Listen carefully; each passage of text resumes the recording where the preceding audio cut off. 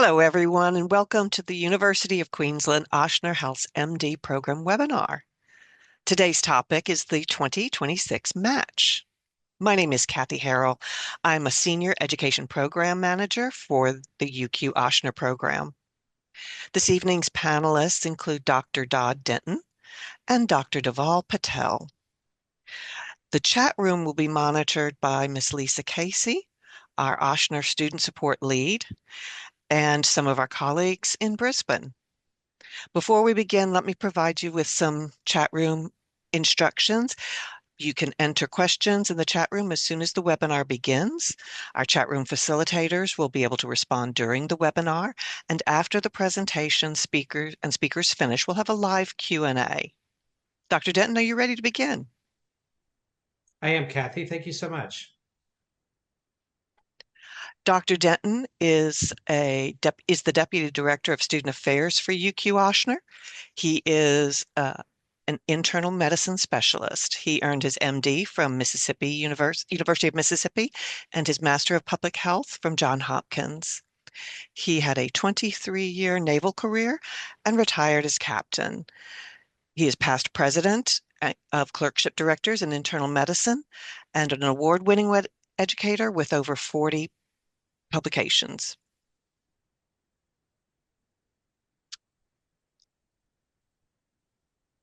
All right. Thanks, Cathy.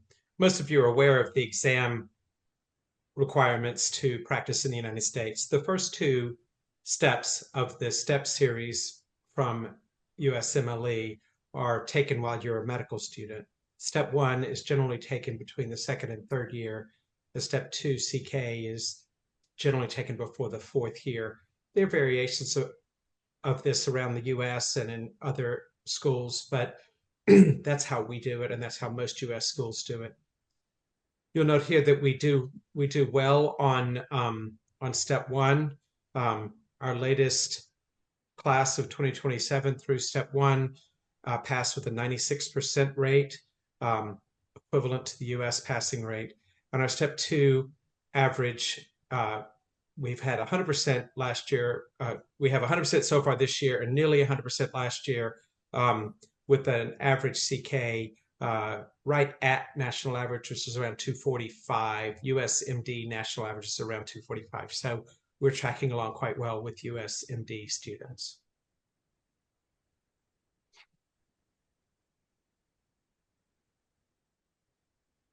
We offer an extensive suite of support for USMLE that I think does our students really well.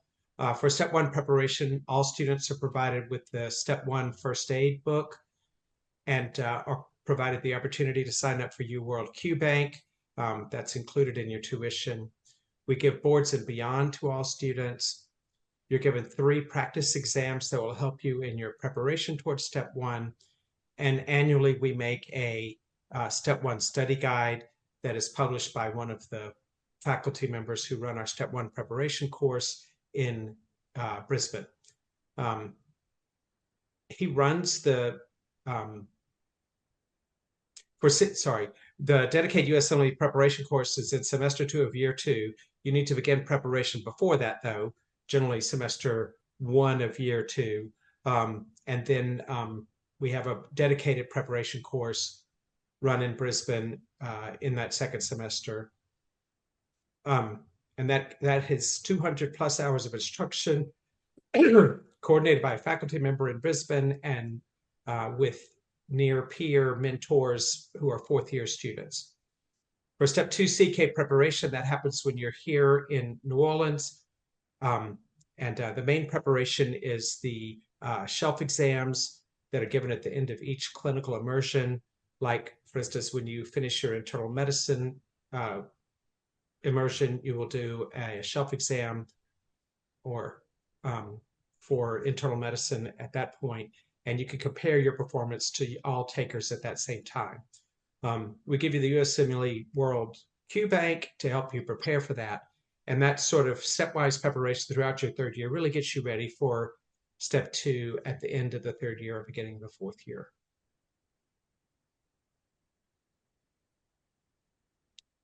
We generally match quite well. We have achieved results comparable to USMD schools, if not better. Our graduates have gotten residencies in highly competitive programs at many, many hospitals across the United States. We do extensive mentoring and advising, and that is different than most US medical schools. We do individual advising. As soon as you start with us, you're assigned to a society. Your society head is your general mentor and advisor. And then as you begin to hone down into what specialty you want to match into, you get a specialty advisor, and we can guide you into that. We provide a lot of counseling on specialties. We do a lot of career development.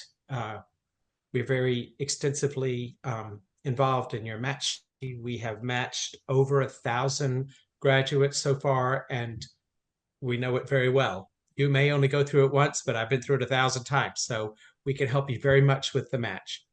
We offer mock interviews in September of your senior year, September, October of your senior year, to allow you to practice. We have a career day during your third year, and then there are a multitude of student-driven interest groups that are generally tied to a specialty. Like the pediatrics interest group is called the PIG. The internal medicine interest group, the IMIG, isn't quite as catchy as the PIG, but that's the one. That's my specialty. So I keep up with the IMIG folks, and that's what Dr. Patel matched into this year too. So, Cathy, you can go to the next slide. This is a really busy slide. I always hate it when people apologize for how busy their slides are, but I think it's important for you to see all of this. We have 10 years of data here, talking across all applications, number of positions, how UQ-Ochsner has done, how USMD seniors have done, how osteopathic seniors have done, and how non-US IMGs have done in the match, just so you can compare. So you can see that our match rate has ranged from 93 to 95%, with a 99% match rate achieved in 2024. This most recent match, which we just finished, was 95%. Our match rate has exceeded the US average for at least since 2020, since the pandemic, and we've done very well with our match rate, and we're very pleased with that, and I think our students are happy, and I think it's the differentiator. We do more than the osteopathic graduates do, but you'll notice that osteopathic graduates are matching at an ever higher rate, 84% down in 2016, up to almost MD average in 2026.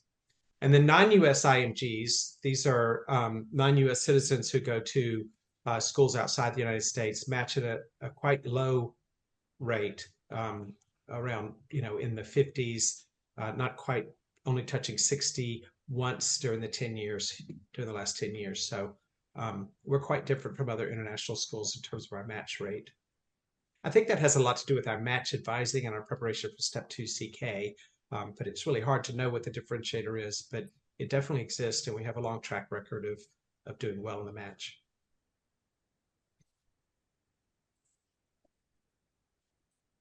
So I'm going to hone down into what our graduates did in 2026. We've matched into multiple prestigious residency programs. As you can see, some of them listed here. And there's a wide range of specialties that we've matched into this year, including anesthesia, dermatology, a lot of family medicine and internal medicine, some general surgery, OBGYN. We had an orthopedics match this year. We haven't had even an applicant in many years, but we had a match this year. Pediatrics, psychiatry, urology, and vascular surgery. So we've had a broad range of matches here. Just to highlight some of the places our students have matched, we have emergency medicine matches at Baylor, at Hennepin, here at Ochsner, and in Buffalo, New York. Family medicine around, mostly through the South, but elsewhere as well. Internal medicine all over the country. Patel here is going to Virginia Commonwealth, so very excited about that for him, out of Richmond. Pediatrics, multiple matches here. some in California, Connecticut, Brown, some surgery matches, psychiatry matches, and we matched two students to the same program in UC Davis. I don't understand how they both ended up at the same program, but they did. And our match locations are all over the US. We don't just match in Louisiana. We don't just match to Ochsner programs or Ochsner affiliated programs. We match all over the US. Our goal is to cover that I-10 corridor with a lot of matches. And we did pretty well this year, but no Alabama, Mississippi, or Arizona matches for the I-10 corridor. But otherwise, we pretty much cover the entire West Coast and the entire East Coast and through the middle of the country. It's hard to match at programs in Montana, North Dakota, and Wyoming because they just don't have any residency programs. So I don't think we've matched anybody, or in Idaho. Well, no, we've matched in Boise several times before, but not this particular year. Graduates do really well enter the workplace. This is the latest data from the class of 2023 who finished their internship in late in July of 2024, and we queried the program directors in late 2024 and into 25. So this is the latest data we've got. 44% of our students were ranked by the program directors in the first quartile, 49% in the second quartile, and only 7% in the bottom half of the intern class. So you're like, okay, great. Well, 50% of interns are in the bottom half of the intern class, and only 7% of ours are in the bottom half of the intern class. So that tells you that our students do well when they get to their internship. Personally, I can't tell you exactly why, but I think once you've graduated from our program, you have a certain maturity and worldliness that comes from having studied in Australia for a while, and you just tend to get along better and do well in competitive residency programs than students who just stayed in the same state and did the same thing all the way through their medical school and internship. So that was the latest data, and this is the last 11 years of data here put together, and it stays consistent. We're still, 88% of our kids are of our graduates, are in the top half of the class, and only 12% of the bottom half. So I think that's a good statistic to look at. We not only graduate and send students into multiple specialties, but they do well when we send them there.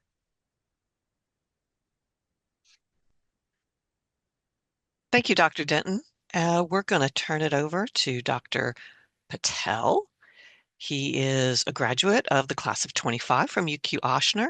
He earned his Bachelor of Arts from Johns Hopkins. And as a student, he was a member of our Medical Students Association outreach officer for years 3 and 4. As Dr. Denton said, he matched in internal medicine at Virginia Commonwealth University. And I'm going to stop sharing, Dr. Patel, and let you talk to us about your UQ-Ochsner journey and your experience matching with UQ-Ochsner. Yeah. Well, I just want to thank you everyone for having me here. And yeah, so I started the program in 2020 in the middle of the pandemic, actually. And I was one of the first students to go back to Australia since the lockdowns. And yeah, it was a very interesting experience, kind of. I think I got to see the juxtaposition of like differences in responses and healthcare systems firsthand between Australia and America during that time period, which was really eye-opening. And yeah, as Dr. Denton was talking about, I think there's a lot of things that differentiate our program. And part of it is like you do go to University of Queensland, which is this world-class university. And we have a very large medical school program with a very diverse student population. And I think going what Dr. Denton was saying about maturity, I think you just learn to get along with a wide variety of people. You're going to be working alongside people that are from different countries, different cultures than you. And they have you start working in the hospitals as early as year 1, which I think also helps with developing developing clinically, which comes in huge when you're starting rotations at Ochsner in years 3 and 4. And Australia in particular, I think, has a huge clinical emphasis on physical examination, which is something that I think a lot of people are just really interested in, at least from the education perspective. And we kind of bring that with us when we come to Ochsner in years 3 and 4. And personally, I'd never been to Ochsner when I came down. And it is New Orleans is a very interesting city, and I think it's a place that people just fall in love with. I think it can't be said enough that so many of us are not from New Orleans, but choose to stay here and complete our residency training here. New Orleans as a city, it kind of like the people here just become your own. They want you to experience their culture, and I think people do truly love it. And in terms of training, Ochsner is, I don't think Dr. Denton mentioned this, but I really think he should. Ochsner is this huge behemoth in the South where we can do anything and everything down here. I think there's every single specialty under the planet, and there is very little that needs to be sent outside. Um, and so, as a medical student, when you're learning down here, you're learning on the most interesting pathologies that you can come across. And the specialists here are truly invested in us. I mean, I'm personally interested in, I'm interested in internal medicine and will be pursuing it. And Dr. Denton was a huge, like, help while I was going through the process. And obviously, he's invested in the program, but it's not just him. I think every specialty at Ochsner really does take pride in us as their students. And they really go out of their way to like, hey, like, do you want to see this interesting case, even if you're not on the service, because they just want to give you the best experience they can. Um, and when it comes to the matching process, I mean, I obviously just reached out to Dr. Denton because he is, I mean, Dr. Cathy said 23 years as an internal medicine educator. I did not know how many years it had been Dr. Denton. But really, when I was going through the process, I think every little thing I was just emailing Dr. Denton and freaking out. And Dr. Denton's kind of this like steady hand where it's like, it's okay, we're going to get through this. And I think that makes a huge difference, having people that truly have your back. And when you're having a freak out at 12 a.m., you get a response immediately like, hey, like, it's okay, let me look into it for you. Um, and yeah, so I think that was a little bit about my experience. And I think there's a lot of things that can be said about our program, but I think the community that we have is truly amazing.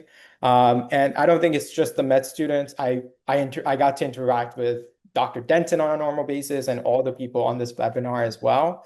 And when you get to know people like that, I think it just truly makes for a remarkable experience. But yeah. So what are your plans Just for your career? just to be Okay. clear, I'm not going to respond at 12 a.m. I'm generally asleep by then. But It's so gonna be at Patel and I 7 a.m., but it's gonna be there. Patel was one of our Patel won the award as one of our two best applicants for internal medicine this year. He's a tremendous student, did a great job. But he was nervous about matching, and we talked all the time. And I'm like, but Dhaval, you're going to be great. Dhaval, you're going to be fine. Just hang in there. And you did. You But matched great. So I'm happy for you. yeah, and I mean, just I think one thing I didn't mention, a lot of like obviously when you're applying, I think part of the problem just becomes where to apply. And like we just have people at Ochsner that really just know a lot about a lot of programs. Dr. Denton actually worked in Maryland, which is where I'm from. And so he was a tremendous resource for me in terms of, hey, Dr. Denton, what do you think of this program? And VCU, like Dr. Denton was like, I think this would be a phenomenal program for you. And like he had me signal it. And I think it just worked out great for me. And having someone like that, I can't say enough like how helpful that is. Um, but yeah, sorry. I didn't mean to It's interrupt, okay. Cathy. No, no, it's okay. How was your staff support while you're here as a student? Yeah, I think I mean it was fortunately like I think I got like to work with every single person, and I want to say Miss Lisa and Kathy are both phenomenal. Like you will always see them in the hallway. I don't think it's like just like, oh, you're gonna just see them over email. They're actively at Ochsner, and you kind of see them, and they'll like just start talking to you in the hallways. Which, like, when you can form that relationship face to face, I think it makes it a lot easier to communicate over email after that. Um, but yeah, I think like administrative side, like I've I email a lot at 12 a.m. as you can probably guess, and every single person kind of gets back to me in the morning, which is so nice because when you're emailing at 12 a.m., it's probably because you're freaking out. So they're kind of there to answer your questions in like as quick as they can, which is like 7 a.m. probably. So Great. I'm not seeing very many questions in the chat. So if anybody has any questions for uh, Dr. Patel or Dr. Denton, we're happy to answer them. Just go ahead and drop them in there and I can ask. Um, So let me ask Dr. Patel to comment on um, how prepared were you for interviews, and how do you think those went for you in terms of the the the work and timing that you did here, getting you ready for interviews on the road? Most of the interviews were still Zoom, right? hmm. Yeah, so I think this varied a lot by specialty. For internal medicine, it was all over Zoom mostly. I know like some of the surgical specialties have moved, like my roommate was going in person for a lot of interviews as well. Right. But I think in terms of preparation, it's the mock interviews and just the mentors, like the letter writers that you have, I think they all kind of like help you prepare for them. And you have a really interesting story to tell. I think when I was going through my interview process, a lot of people were just really interested in our program. I I was interviewing along the East Coast, and I thought like, oh, like I think it's gonna be tough to explain what our program was, but a lot of people are familiar with what the University of Queensland is, and Ochsner is like a training site for thousands of residents and fellows. So you will run across someone that might honestly have trained here. And so it makes for, I think people are really interested in what our program is. People are interested in how we translate our Australian experience to the American experience and how you kind of merge it to become the resident that like you're gonna be. Um, and I think having people who kind of help you like formulate those responses and work through the process, like that's what like the mentors did for me here. And yeah, I'll leave it at that. Um, I have another question for you, Dr. Dhaval. Can you explain, like, how many programs did you apply to, and what was the process for you? Um, okay, so this was where I honestly, Dr. Denton looked at me Too many. when I came in with my list. Dr. Denton looked at me and was like, "What are you trying to do?" He told me to apply to 30 programs, and I was like, you know, I guess I was just a little too nervous. And this was, I think, probably the one thing I didn't listen to Dr. Denton on while I was applying, and I regretted so much because I lost like $1,000 probably. But I ended up applying to 100 programs, but I was getting so many interviews that like I ended up interviewing at almost 30 places, and then I just couldn't fit them into my schedule and had to just start turning away interviews. And I think that's like partially in terms of like listen to the people that are guiding you through the process. Like Dr. Denton has done this thousands of times, and here I was trying to like be like, hey, like I can figure this out kind of myself.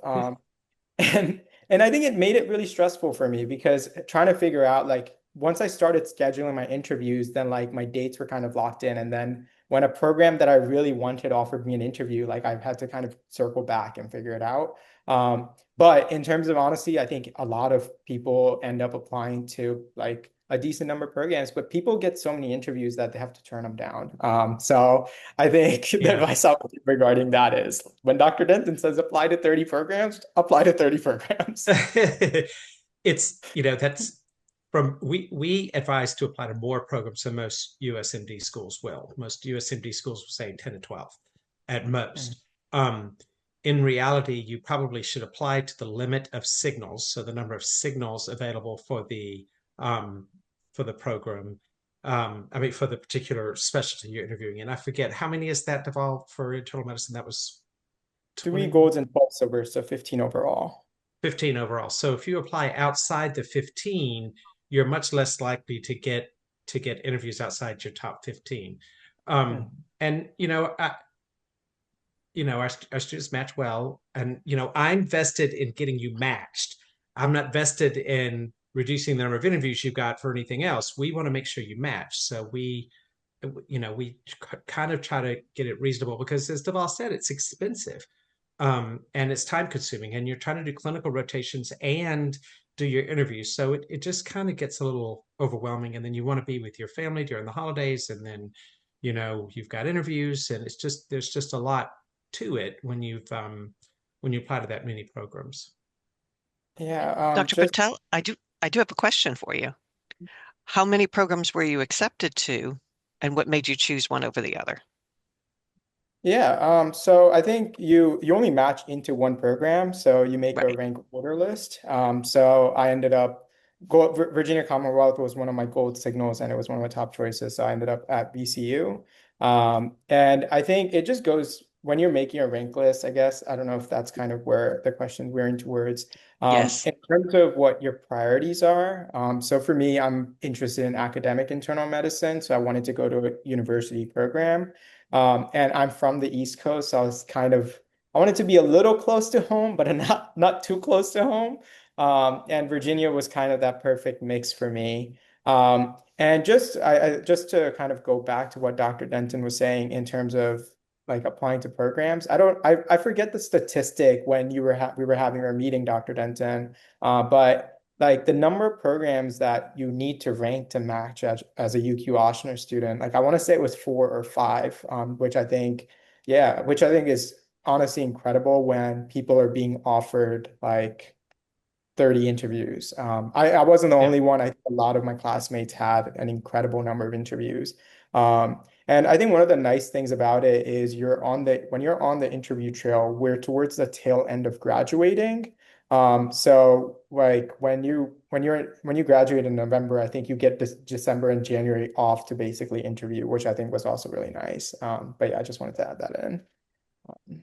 Yeah, I think the final number was like 900 plus interviews were reported from your class of like 80 in the match. So that's well over 10 per student. Um, one of the emergency medicine applicants had something like 45. One of the family medicine applicants had 50. So these numbers are just great. And those are interview offers. You just can't attend all of them. So um, Yeah.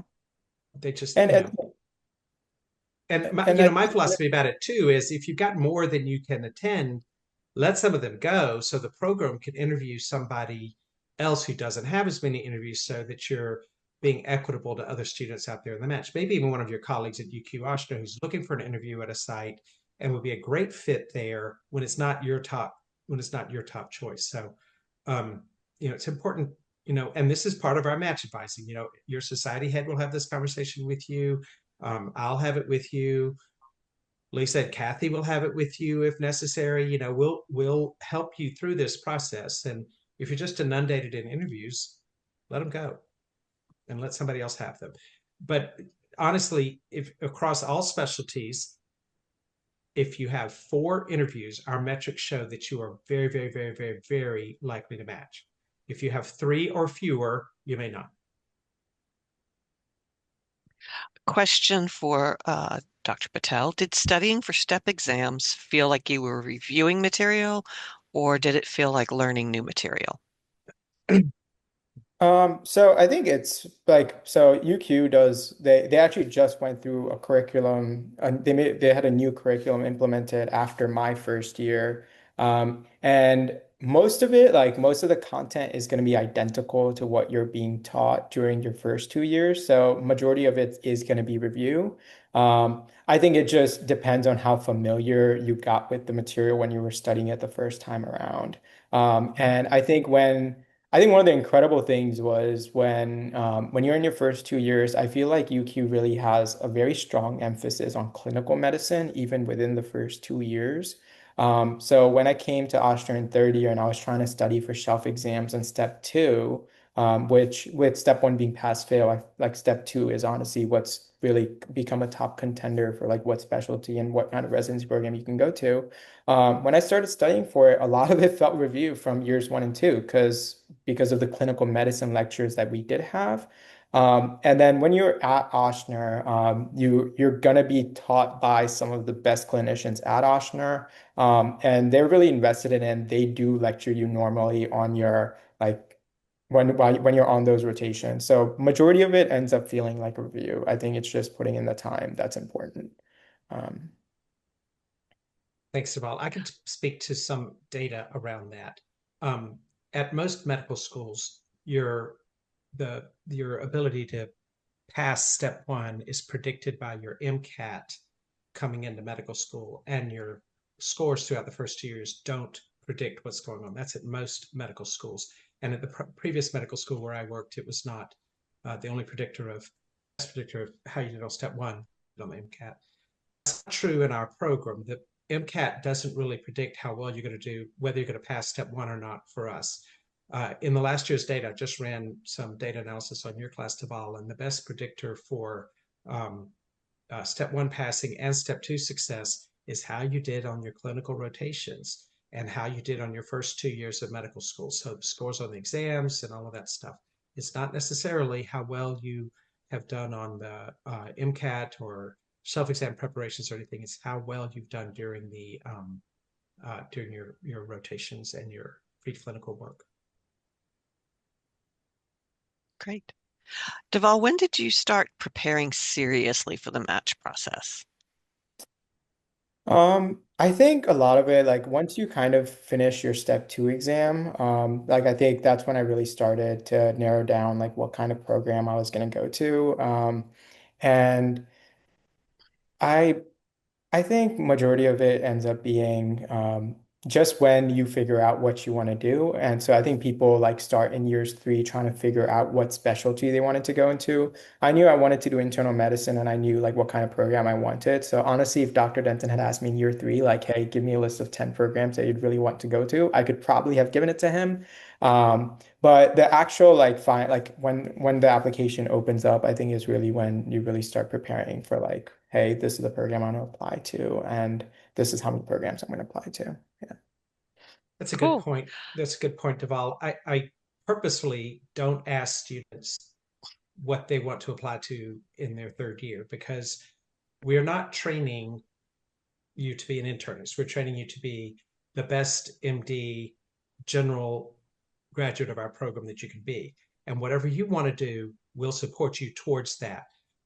If you tell me in your second year you want to do pediatrics and then you get to your fourth year and you want to do emergency medicine, I'm fine with that. I'm not going to pigeonhole you, and none of us are going to pigeonhole you into peds and say, oh, but you've done all this work towards peds, you have to stay there. No, that's not how we do things. It's a general program to get you to graduation. And then once you get to your fourth year, we begin to like focus in on letters of recommendation and specific activities that will make you a better candidate for that particular program. Great. Thank you. We have a question from one of the people watching. What happens if you don't match? I'll take that because I'm not sure Dr. Patel can answer that one. So if you don't match, I'm going to sit there and cry with you. We're gonna mourn for a little bit, and then we're going to quickly move on to trying to figure out what to do. So, in a 95% match rate, there are 4 students who didn't match this cycle. Okay. Those 4 students, one of them wanted to do orthopedic surgery, looked great on paper, but he needed more research. So we have discussed this multiple times. We talked to the orthopedic department here at Ochsner, and we talked to his orthopedics mentors, and we've established a couple of research fellowships that he's going to apply to, and he will start one of them in July. The other 3 who didn't match are looking for programs that may open up randomly between now and July, because that happens because the United States is a big place. There are tens of thousands of people in there, and people drop out for various reasons, and so they're looking for spots that may open up at the last minute. Most of them won't find a spot at the last minute, but generally we have one find a spot at the last minute every year, but if they don't find a spot at the last minute, and Lisa Casey says this regularly, once our student, always our student. We are here to support you the next year. We will talk to you about what happened this year, why you didn't match, what you think you should do better for the next round, what's going to ensure that you match this time. And our students who go through a second time after matching, we don't have very many of them, but the ones who go through the next time after matching, the vast majority of them match in year two. Something like 80% of them match in year two. Great, thank you. Uh, Dr. Patel, how did the work-life balance feel in Australia and in New Orleans? Um, I think this honestly just depends on who you are as a person. I personally do value my time outside of medical school. As much as I love it, I think it's important to kind of get away from it, to take like really recharge and take care of yourself because it is a very long and stressful process. And thankfully, both Brisbane's a beautiful place, and Australia as a country is a beautiful place, and there's so many things to do. And Australia is also a very friendly population where like people just really want to get to know you. And same thing in New Orleans. I think there's just so much stuff to do down here. Everyone always loves doing Mardi Gras, and you'll see a bunch of attendings out and about along the parades. It's kind of always a fun thing to do. And yeah, so I think like you definitely like prioritize time outside of medicine as well. And there's a lot of things to do in both places. And it ends up being a great time. Um, Great. Any other questions that anyone has?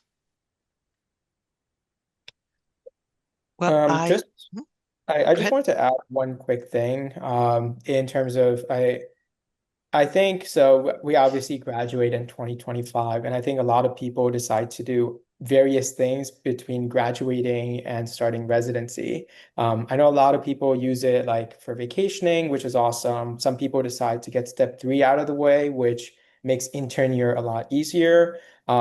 And Ochsner, like thankfully, I guess they love us and they want to keep us as long as they can. So there's also a lot of research fellowships that are available. And I'm still down here at Ochsner, even though I'm going to be moving soon. So I think Ochsner is really a place where, like, even in your time off, you can kind of make you can find something to do. I'm having a great time doing a research fellowship right now, which I think is really nice for me personally because like one, it's a great way to earn money and build your resume before you even start residency. And second, I think it allows you to continue to do the work that you were doing even as a med student, and really strengthen your the bonds that you have with your research mentors, and really set yourself up for. I'm personally planning to apply for fellowship, and I'm using this time to set myself up for fellowship. So yeah, I think there's a lot of avenues down here, and the biggest thing is that the program will be invested in you. So yeah. Yeah, we Great, offer, so thanks. our students graduate in November. The match is in March. And then they finish clinical work in November, graduate in December. The match is in March, and then they begin residencies around July the 1st. So there's that 6 month gap, December through July the 1st, 7 month gap, December through July the 1st. And students could do a wide variety of things, and many, um, I ran into one of our graduates one year working as a as a at the front desk of a restaurant. I'm like, what are you doing here? Like they've got a doctor at the front desk. She's like, I'm just hanging out in New Orleans for 6 months. This is great. She was loving it. And some like Dhaval get there's about 7 or 8 fellowships, and they students who want to do research can apply for research fellowships. And we usually have about, I don't know, 10, 12, maybe more applicants. And, Dhaval won one of the fellowships, and he's working here. He's paid and earns some money and works here with a mentor here. Others there are other jobs available too around Ochsner. There's some community support jobs in OBGYN that a couple of our students have done in the past. There's some Dr. Laborde in our global health area hires a couple of a couple of students every year to help him with some underserved populations here in New Orleans and around the the Caribbean. So there's just a lot of things that happen that are available to you between graduation and starting, but there's no requirement to do any of that. You can do what you want to do with that time. Dr. Denton, do you think because of the assistance that we give our students with their residency applications is why our match rate is higher than other IMG schools? Well, I think there are a couple of things. Number one, you know, our program is strong. We're going to Australia, which is a very strong medical school at the University of Queensland, and then you're coming to Ochsner, which is an enormous uh, uh, quaternary care medical center to get your clinical training. So your basic science training is at a tremendous medical school that has decades of experience teaching medical students and graduates 400 plus a year, including our students. And then at Ochsner, where we've been training residents for what 80 years since we were established in the 40s, and uh, medical students for the last dozen, and we spend a lot of time with our students. So I think it's a combination of things. We have a good program, we have good curriculum, we have good teachers, we do a lot of advising, mentoring, and support for students. So I just think it's a great place. And who wouldn't want to go live in Australia for a couple of years and then New Orleans for a couple of years? I mean, come on. I Right. don't know how you pick a better two more interesting places to live than that. And you get great training. Fantastic. And I'm going to Australia in a couple of weeks. Uh, Lisa Casey and I and a team of advisors are going, and we meet with our second year students. We meet with faculty, continue the faculty exchange with the Brisbane faculty, and you know we'll be on the ground for about a week in Brisbane, and we learn a lot and we get a lot of stuff done. And we get to experience Brisbane too, only a week at a time, not like Dhaval for 2 years, but we get a week every year or so. Excellent. Thank you so much. What advice would you give to a future student who dreams of matching into a great residency? Who are you asking that? Yeah. Dr. Denton. Well, I would say apply to our program. We will provide great training and great advising and great support towards the match. Know that you think you know exactly what you want to do, but be open and pay attention to where you are happiest as you're going through your rotations, and you will find your way into a great program. We have mentors across the spectrum. As Dhaval said, I have a lot of depth of understanding of internal medicine programs across the country because I was, you know, several years ago I was president of the clerkship directors in internal medicine organization. I got to know academic leaders at multiple institutions around the country. We have surgeons who have that same sort of connection. We have OBGYNs with extensive connections around the country. Pediatrics, oh my goodness, we have connections everywhere around the country in pediatrics as well. Our emergency medicine director knows EM program directors everywhere and can point you in the right direction there. So we have a lot of support here that we've developed over time. And we have enthusiastic faculty across all specialties that can help you get through the match. Dhaval mentioned Thank Mardi Gras, so I was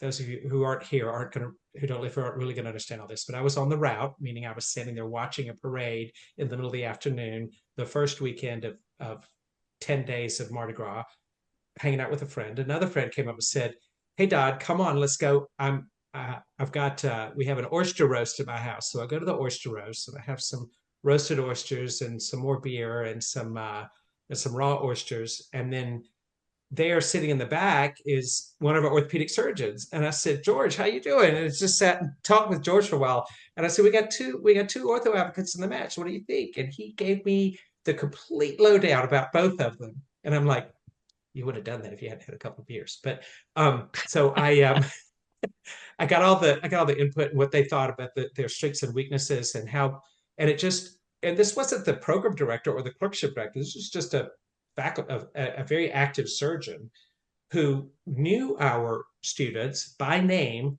understood their strengths and weaknesses, and had given advising to both of these orthopedic applicants. So this wasn't like a setup with our, our lead academics. This was just one of our many orthopedic surgeons here who super nice guy who was supporting our students. And I could tell stories like that across all specialties that our students are well supported across the clinical specialties where they want, where they work, where they get to know people, and where they're interested in matching. Thank you. Last question for Dr. Patel. What are you most excited about in your residency program?